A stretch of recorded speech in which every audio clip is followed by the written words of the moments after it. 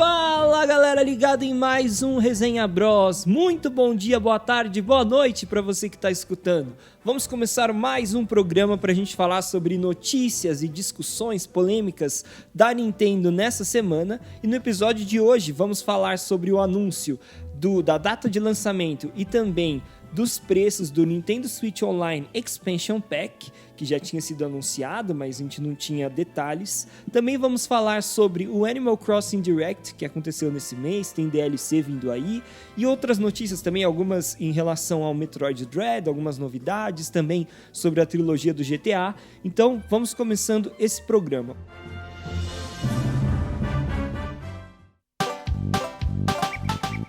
Vamos começar com o assunto mais quente, que de fato foi o mais polêmico da semana, que foi a divulgação do preço e da data de lançamento do Nintendo Switch Online Expansion Pack.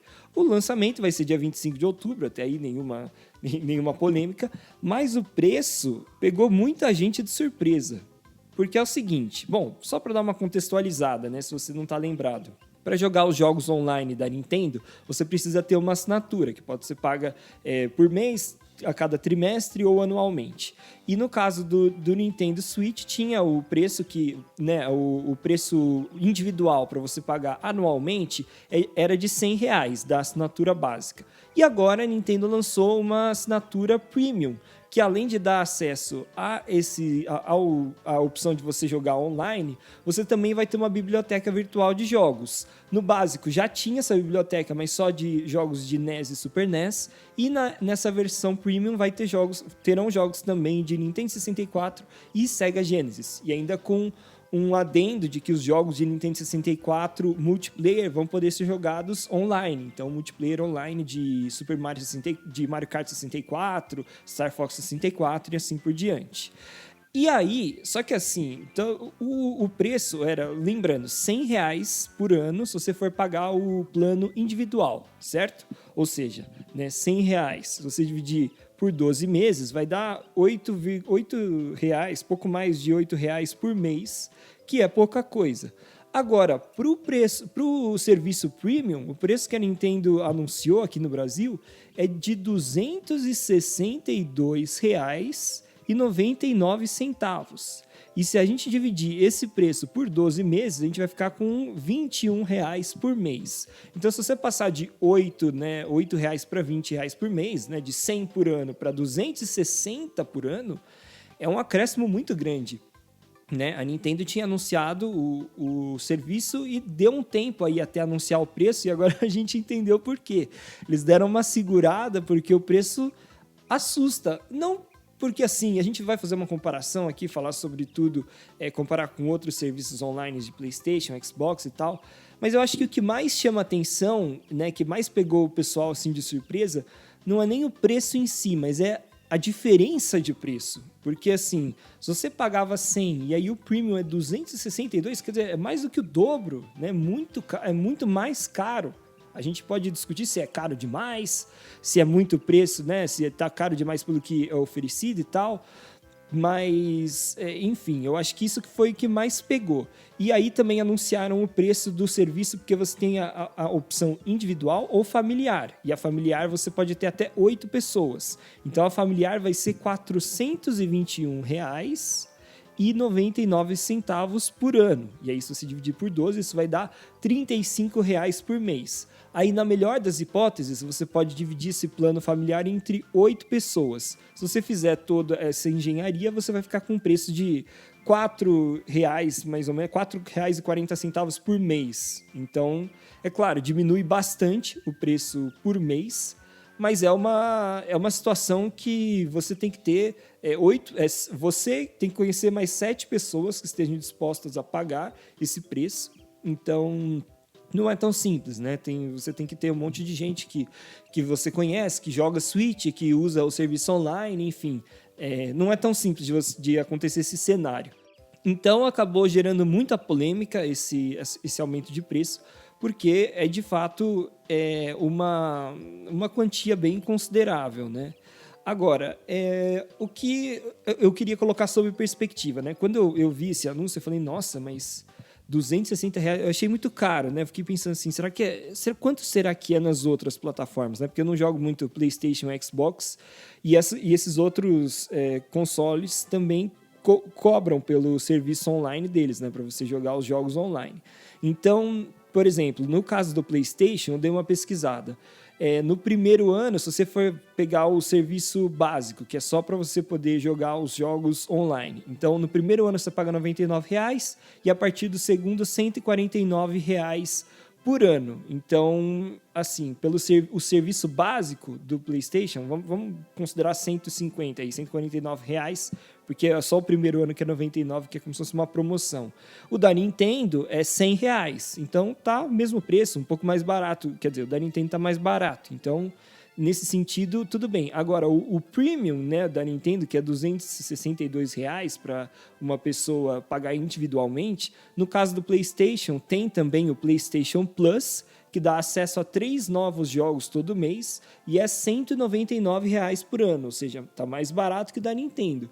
E um parênteses aqui, essa assinatura do PlayStation Plus não são jogos antigos da geração do Nintendo 64, não são jogos de PlayStation 1, são jogos mais recentes, que foram lançados aí na geração aí do PlayStation 4, então muitos dos jogos são atuais, e você está pagando menos por um jogo mais recente. E no caso do Xbox, é um pouco mais complicado, né? Tem várias... tem 3 tipos de assinatura, basicamente. Você tem o plano mensal básico, que dá acesso à biblioteca virtual de jogos, só que não dá acesso a jogar online em si, multiplayer online. Essa totaliza R$359 por ano. Tem o Gold, que é para você jogar online, mas aí você não tem acesso à biblioteca virtual de jogos, que é R$419 por ano. E você tem ainda o Ultimate, que soma os dois, né? Que você tem acesso tanto à biblioteca quanto ao multiplayer online. E aí custa R$539 a partir do segundo ano. No primeiro ano é R$500, né? Tem um descontinho. Então, resumindo, né, o plano básico, só para você jogar online, o da Nintendo ainda é mais barato do que a concorrência. O da Nintendo é R$100, o da Sony do PlayStation é 150 e do Xbox 360. Agora, no plano Premium, entre aspas, que os dois têm, o do Xbox é bem mais caro, né, quase R$540 por ano. O do PlayStation, R$200 e o da Nintendo, R$262. Então, assim, né, quando a gente coloca sob perspectiva, não tá tão absurdamente caro, porque assim, se você pegar aqui, tudo bem, o PlayStation é mais barato? É R$200, o da Nintendo é 260, mas não é uma diferença tão exorbitante assim de preço, que nem o do Xbox aqui, que é 540, é uma diferença absurda. Mas o que chama mais atenção é que do plano básico da Nintendo por Premium, mais do que dobra o valor. E até se você comparar com o do PlayStation, que é o que mais se assemelha em preço, o plano básico é R$100, o Premium é R$200, que é o dobro. Ou melhor, o básico é R$150, o Premium é R$200, que são R$50 a mais. É um aumento considerável, mas não é tão absurdo, não chega nem a ser o dobro. E o da Nintendo é mais do que o dobro. E eu acho que foi isso que pegou muita gente de calça curta aí com esse anúncio, porque realmente ninguém esperava um acréscimo tão grande. Esperava-se, sei lá, 50% a mais do preço no máximo, e não mais do que 100%, né? Não um aumento que mais do que duplicou. Então, assim, será que vale a pena? Qual que é a conclusão que a gente chega? Vai depender muito, é claro, do jogador. Tem gente que ama esses jogos antigos e vai pagar o preço que for, né? Eu não vou dizer que não vale a pena, mas assim, na minha opinião, eu achei que a Nintendo exagerou um pouco.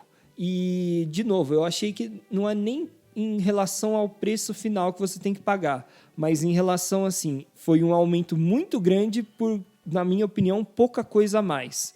Porque é uma biblioteca relativamente pequena de jogos e de jogos muito antigos que a Nintendo está oferecendo, né? Pelo menos a princípio, né? Por enquanto, não anunciaram jogos, sei lá, de GameCube ou de Wii. e aumentou muito o preço, né, em relação ao básico. Eu até acho, né, se, por exemplo, a Nintendo ela cobrasse, sei lá, R$ 170 pelo básico e aí anunciasse esse premium a 260, a gente teria menos rejeição. Por quê? Porque a diferença seria menor, seria menos do que o dobro. Eu acho que o problema foi, de fato, o aumento que ninguém esperava. Todo mundo esperava, no máximo, um aumento de 50% do valor. Eu esperava, pelo menos. Né? Com todo mundo que eu conversei, foi assim. Então, assim, é uma questão, é claro, cada um vai avaliar se vale a pena ou não, mas eu acho que foi um acréscimo muito grande por pouca coisa adicional. Talvez, se no futuro eles adicionarem essas outras gerações de jogos e muitos outros jogos, por exemplo, vários jogos do GameCube, para você poder jogar Melee online, para poder jogar Mario Power Tennis, Mario Kart Double Dash, né? Jogos aí também que não são de multiplayer online, mas poderia estar lá, por exemplo, Metroid Prime, né? Outros jogos famosos. Talvez assim, a gente veja mais valor nesse serviço que a Nintendo está oferecendo. Mas, por enquanto, a minha primeira reação foi assim, cara, eu não vou ficar falando para o pessoal que vale a pena assinar, porque eu acho que a Nintendo exagerou no preço. Eu acho que até valeria a pena um pequeno boicote, sabe? Do pessoal aqui no Brasil não adquirir essa assinatura para ver se eles dão uma baixada no preço. Se chegar aí, sei lá, R$ 200, talvez assim, tudo bem, é um aumento considerável, né? Que o básico é 100, seria o dobro, mas seria o dobro, não seria mais do que o dobro. Então, talvez, assim, você ache que valeria mais a pena. Mas, enfim, claro que vai depender também do que cada um vê de valor aí, porque para mim, eu vejo muito mais valor, por exemplo, nos jogos de Nintendo 64 do que Sega Genesis, porque eu nunca tive o Sega Genesis, os jogos da Nintendo, desde a era do 64, eu joguei vários, então eu gosto de muito desses jogos, mesmo eles sendo antigos. Agora, um monte de gente começou a especular por que foi um aumento tão grande de preço, né? E um leaker da Nintendo, né, soltou um rumor que poderia explicar o porquê desse aumento tão relevante, significativo. E ele falou que seria por conta dos royalties que a Nintendo teria que estar pagando à Sega para, por exemplo, disponibilizar jogos como o do Sonic, na parte da biblioteca virtual, que tem aí, né, jogos do Sonic e tal. E ainda, segundo o leaker, ele também falou da parte dos royalties que teriam que ser pagos para a Microsoft, já que a Nintendo anunciou que vai ter também o Banjo-Kazooie dentro da biblioteca do Nintendo 64. Agora, se for realmente isso, cara, a Nintendo eu acho que deu um tiro no pé, porque assim, a maioria dos fãs da Nintendo, pode até ter gente que gosta desses jogos aí de Sega Genesis e tal, mas, por exemplo, se a Nintendo virasse para mim e dissesse assim, ó, a gente vai lançar um novo serviço online, vai ter jogos de Nintendo 64. Só falasse assim, vai ter jogos só de Nintendo 64, aí você vai ter que pagar um premium por isso. Só que se o preço fosse menor, fosse relativamente menor, vamos supor, ao invés de 260, vamos supor que fosse aí R$ 170, mais ou menos, cara, para mim seria muito mais fácil de convencer as pessoas a pagarem, porque você tá cobrando menos do que o dobro, e por jogos de Nintendo 64, que também tem o seu valor muito grande para o fã da Nintendo que tem consoles desde aquela época. Então, para mim, valeria mais a pena ela não ter essa parte do Sega Genesis e ter só os jogos de Nintendo 64 por um preço menor, ou até, enfim, se ela focasse bem, quisesse fazer um negócio direito, que valeria muito a pena, seria já incluir de uma vez os jogos de Nintendo 64 e GameCube, e sem essa parte do Sega Genesis, esquece Banjo-Kazooie, deixa o Banjo-Kazooie de lado também, tipo, o Banjo-Kazooie é legal, mas não sei se tantas pessoas vão deixar de assinar só por conta do Banjo-Kazooie, e eu acho que valeria muito mais a pena para a própria Nintendo. Ela teria um custo menor, porque aí são só os IPs que são dela, ela não tem que se preocupar em pagar royalties para outras empresas, como Sega, como Rare, né, no caso da Microsoft. Ela poderia vender a um preço menor, e eu acho que a aderência seria muito maior. Eu acho que muito mais gente veria como um preço assim, ok, eu posso pagar isso e realmente vale a pena, porque são muitos jogos da Nintendo clássicos que eu quero jogar on the go no Switch. Acho que se realmente é verdade isso que o tal do leaker falou sobre o preço ser alto por conta dos royalties que a Nintendo está pagando, foi um tiro no pé. E ele, inclusive, complementou quando ele deu essa informação, né, esse leaker, dizendo que provavelmente a SEGA pediu uma fatia maior do preço que ela ia cobrar por disponibilizar seus jogos na plataforma da Nintendo, porque existia uma história de que na época que tinha o Virtual Console, que era aquele serviço para você comprar os jogos online, os antigos, né, que tinha para o Wii e para o Wii U, parece que a SEGA tinha alguns jogos dela disponibilizados lá e a SEGA não estava contente com o retorno financeiro que isso trazia. Segundo ela, era pouco dinheiro, sabe, que vinha da compra dos jogos de SEGA lá no Virtual Console. Então, talvez quando a Nintendo propôs fazer essa questão aí de ter uma biblioteca virtual também com os jogos de Sega Genesis, a SEGA pensou melhor e falou assim, ok, só que eu vou cobrar mais dessa vez, porque eu achei que não estava valendo a pena da maneira como foi feito lá, quando a gente fez lá atrás com o Virtual Console. Então, enfim, talvez realmente seja verdade essa questão aí de parte do custo, né, ou do preço final ter ficado alto, vem por conta do custo que a Nintendo está tendo em pagar esses royalties. Resumindo, né, foi uma questão bem polêmica da semana. Muita gente foi pega de surpresa, como eu disse, por conta do aumento significativo. E vamos ver no que isso vai dar. Mas, assim, a princípio, eu estava bastante animado com esse Expansion Pack. E depois que eu vi o preço, eu já falei, cara, acho que não vale a pena, sabe? Se fosse um aumento pequeno, beleza, valeria a pena. Já estou pagando mesmo, né, o serviço online para poder jogar online. Se for um pouquinho a mais para ter jogos mais legais, beleza, vale a pena. Só que não é um pouquinho a mais, é mais que o dobro. E isso é difícil de engolir.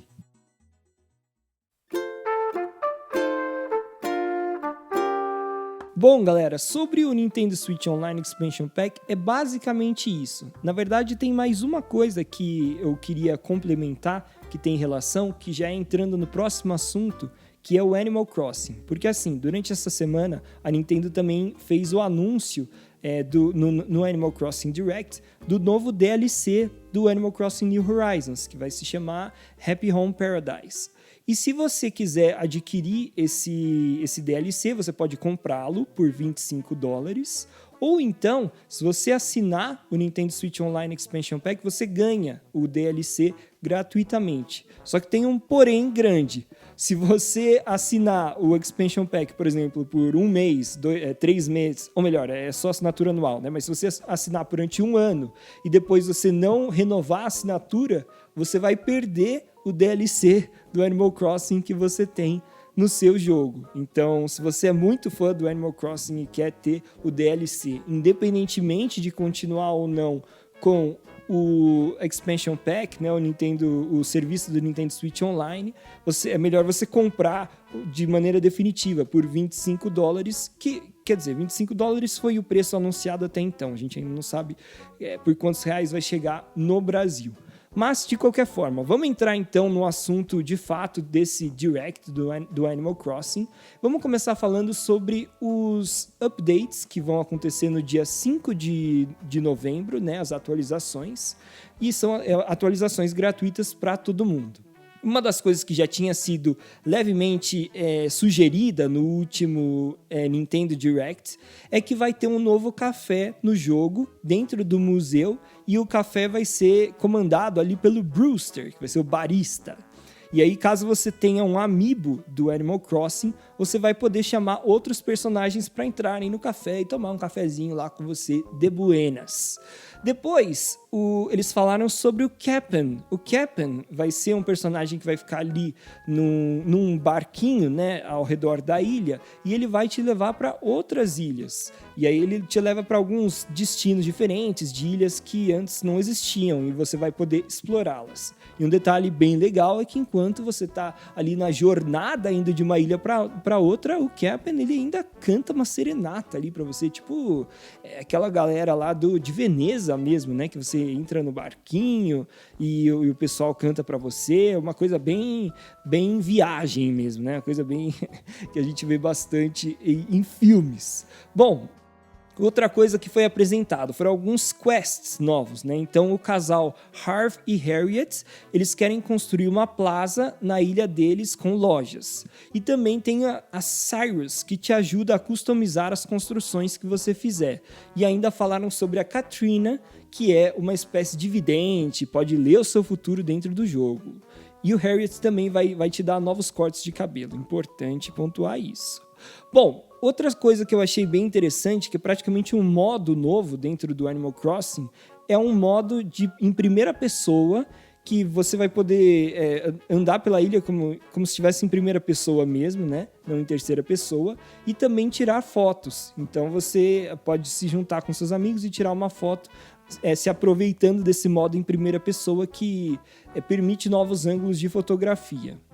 Além disso, também falaram que agora vão ter alongamentos nas praças. Então, a galera se reúne lá na praça para fazer alongamentos. Você pode fazer só mexendo os dedinhos, né, ali jogando com o seu Pro Controller. Ou então, se você estiver jogando com os Joy-Cons, você pode fazer com sensor de movimento e, de fato, fazer o alongamento enquanto seu personagem faz alongamento no jogo. Bem igual aquele... Eu esqueci o nome agora, mas tem isso no Japão, né? Bem comum, que tem aqueles senhores que vão nas praças, assim, fazem alongamento. Negócio bem tradicional da cultura japonesa. Bom, quais são os novos itens? Eles falam... não dá pra falar tudo aqui, porque eles passaram 20 minutos falando de todas as coisas novas que tem no jogo. Mas eu dei uma resumida aqui. Vão ter novos ordinances, por exemplo, você vai poder falar para todo mundo na sua ilha acordar mais cedo. Também vão ter novas receitas para você cozinhar, de do it yourself.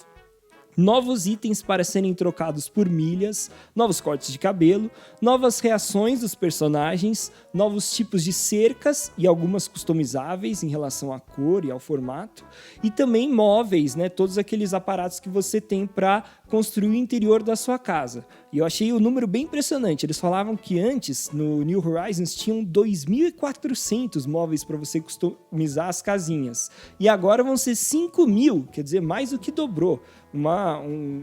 Vai ter muita coisa nova e muita novidade para você customizar a sua casinha do jeito que você quiser. Também vai ser possível, a partir de agora, decorar, a partir da atualização, obviamente, decorar o teto e a iluminação da sua casa, ou seja, colocar lustres, lâmpadas. Também foi atualizado o número máximo de pontes por ilha, que antes era 8 e agora são 10. E também uma novidade é que agora vai ser possível adicionar escadas na ilha, porque quando você tem aqueles mini cliffs, né, aquelas elevações que para ir de um lugar para o outro você não consegue pular, agora você vai poder usar a escadinha. Então serve como um atalho para você se locomover mais rapidamente dentro das ilhas do Animal Crossing. Na sequência, eles anunciaram então o tal do DLC do Animal Crossing, que se chama Happy Home Paradise. E, cara, eu achei muito legal esse DLC, porque, assim, você tem toda a estrutura do jogo de Animal Crossing, mas nesse jogo, nesse DLC, você vai trabalhar num resort que fica num arquipélago paradisíaco e a sua função será proporcionar aos hóspedes que vierem ali ao hotel a viagem dos sonhos deles. Então, por exemplo, você tem vários quests para solucionar. Tem lá um hóspede que gosta de um quarto de determinada cor ou com determinado tema. Então você vai ter que fazer um quarto específico para ele, de acordo com o pedido dele. E isso eu achei uma dinâmica bem legalzinha do jogo. E aí, claro, tem vários detalhes e uma riqueza muito grande, como tudo do Animal Crossing, né? Então, por exemplo, você vai poder construir, além dos quartos de hotel, também restaurantes, escolas e até casas de veraneio, para se o seu hóspede quiser comprar uma casa de veraneio, você vai poder fazer para ele.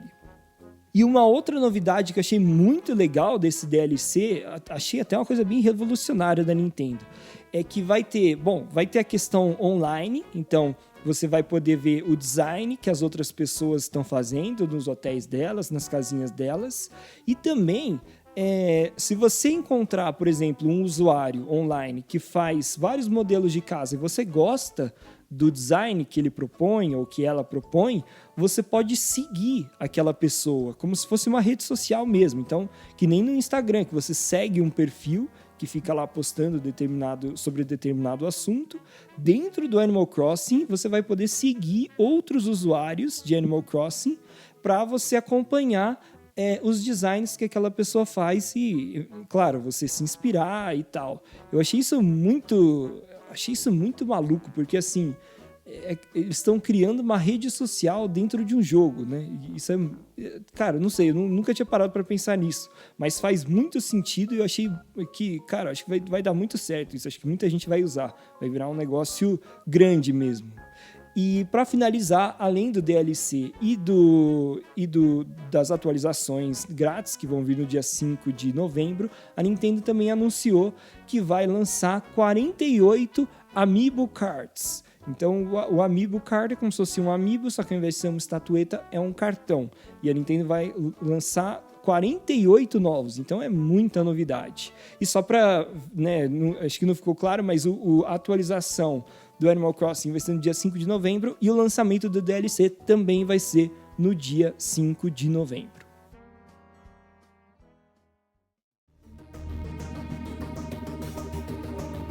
Outro assunto que a gente tem para tratar aqui no episódio de hoje é em relação ao Metroid Dread. Né? Tem duas notícias em relação ao Metroid Dread, mas na verdade elas são só uma desculpa, galera. A verdade é que Metroid Dread é muito maneiro, então a gente vai arranjar um jeito de falar sobre esse jogo todo episódio. Vocês se preparem. Brincadeiras à parte, o jogo é muito bom mesmo. Se você ainda não pegou, eu, o Felipe e o Brunão, a gente recomenda muito. Estamos os três viciados, inclusive o Felipe já tá no finalzinho do jogo. Felipe é esperto, viu? Ele fica nessa de, não sei jogar, não sei o quê, humildinho e tal. O cara já zerou o jogo praticamente, menos de uma semana aí. A primeira notícia em relação ao Metroid Dread é um erro que faz o jogo encerrar sozinho. E como é que isso acontece? Tem um lugar específico dentro do game que, caso você abra o mapa ali e coloque um alfinete em cima de uma porta, porque assim, no jogo você pode abrir o mapa e aí colocar alguns alfinetes em alguns lugares para se localizar. Então, se você colocar um alfinete exatamente em cima de uma porta específica, aí depois você voltar para o jogo e atirar com o seu Blast na direção daquela porta, o jogo se encerra automaticamente, né? Um erro. E aí a Nintendo própria já anunciou, já admitiu esse erro e disse que está trabalhando para consertá-lo e provavelmente aí no final de outubro vai ter uma atualização para solucionar esse problema e outros eventuais problemas que possam aparecer no game. E até o Brunão deu um salve sobre esse episódio aqui, né? Ele deu uma olhada nessa notícia e ele colocou aqui um ponto interessante, que é um erro muito pontual, né, galera? Tem jogos que são lançados quebrados, né? Vide Cyberpunk. Mas é um erro bastante pontual, você tem que fazer uma coisa específica para encontrar. Então, até a partir do momento que você sabe, né, é fácil de evitar, né? Aliás, para você realmente encontrar esse erro, tem que ser muito... de uma maneira, tem que ser assim, você tem que ter muito azar para fazer isso, ou então você tem que fazer de maneira intencional para ver o erro acontecer. Mas por enquanto são muito poucos problemas técnicos que a gente encontrou no jogo. E eu concordo com o Brunão, que ele comentou comigo essa semana que em alguns lugares tem um pequeno drop de frame rate, mas foram poucos lugares. Eu encontrei especificamente em uma sala do jogo todo, o jogo tem um monte de salas, e também não foi um lugar que foi uma vez só que eu passei e tive esse problema de frame rate, e também nas partes que são meio que cutscenes, né? Que, por exemplo, quando o jogo está carregando, está indo de uma área para outra, e aí tem uma animaçãozinha enquanto está aquela página de loading, e essa animação é meio quebrada, assim, os frame rates deram uma caída. Mas tirando isso, né, de maneira geral, o jogo ele tem uma dinâmica muito rápida, ele funciona a 60 frames por segundo e não compromete, né? O Nintendo Switch consegue aguentar bem a performance do jogo. A outra notícia em relação ao Metroid Dread que eu queria falar para vocês foi uma polêmica em relação aos nomes que são exibidos nos créditos. Porque assim, quem desenvolveu esse jogo de Metroid foi a Mercury Stream. E ela revelou que ela só coloca o nome das pessoas nos créditos de funcionários que trabalharam por pelo menos 25% do tempo de desenvolvimento do jogo. Então, como o Metroid Dread demorou assim 4 anos para ser feito, uma pessoa que trabalhou menos de 1 ano não vai ter o seu nome exibido nos créditos. E isso gerou uma polêmica grande, porque nessa indústria dos games, primeiro que assim, né? Quando que você diz que você começou o jogo na prática? prática? É meio relativo, assim. O jogo começou quando a Mercury Stream assinou o contrato com a Nintendo de que ia fazer o jogo. Foi quando, enfim, deu ali o start para começar a parte de programação, ou é quando você ainda está nas ideias ali, fazendo as ilustrações e tal. Enfim, tem toda uma polêmica, porque é meio subjetivo. E também tem uma questão que foi levantada bastante importante, que tem gente que trabalha por pouco tempo, mas trabalha muito intensamente, né? Então, tem gente que é contratada, às vezes, como num contrato temporário, né? Para trabalhador temporário, para dar aquele gás no final do projeto para conseguir entregar o jogo a tempo do prazo planejado. Então, enfim, é uma questão aí que muita gente se sentiu mal, né? Porque trabalhou no processo de criação do jogo e não teve seus nomes lá nos créditos.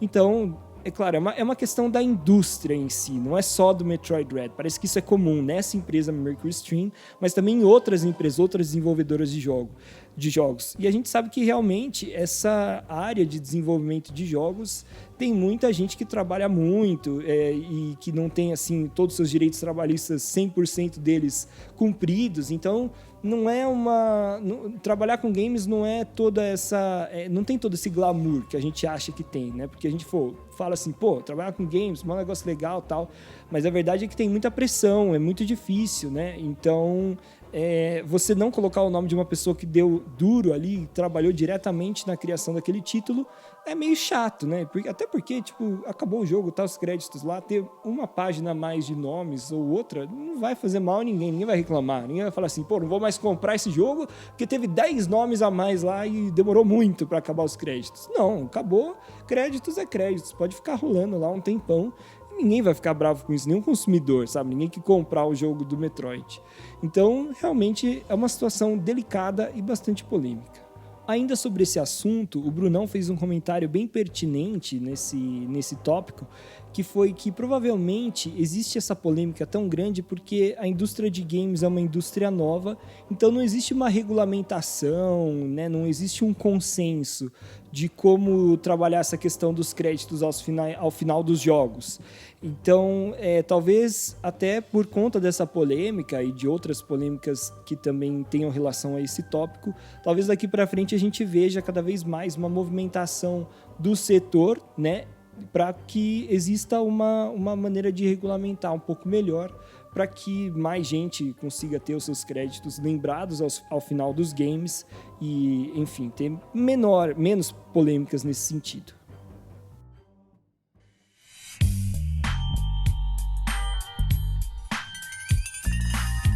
A última notícia que eu queria contar para vocês é um rumor em relação à trilogia do GTA que vai vir ao Switch. Que a trilogia vai vir para o Switch já está confirmado, mas o rumor indica que os controles dessa trilogia de GTA vai ser mais parecido com os controles atuais que a gente tem no GTA V, até para ficar ali uma coisa mais fácil de quem jogou GTA V se adaptar aos controles desses jogos. E esse leaker que falou sobre isso também disse que haverá algumas melhorias em relação à iluminação e ambientação desses jogos, novas texturas em relação às antigas e também um aprimoramento de draw distance, que é aquele negócio que quando você está num jogo assim de mundo aberto, tem um objeto muito distante, né, a resolução do objeto que está distante é melhor do que...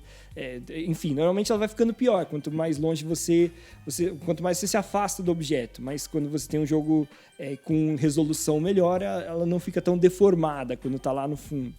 E lembrando que esse jogo, né, GTA, já foi anunciado pela Rockstar, que vai ser lançado nesse ano, mas ainda não temos uma data específica de lançamento, né? Vai ser Vice City, San Andreas e GTA 3.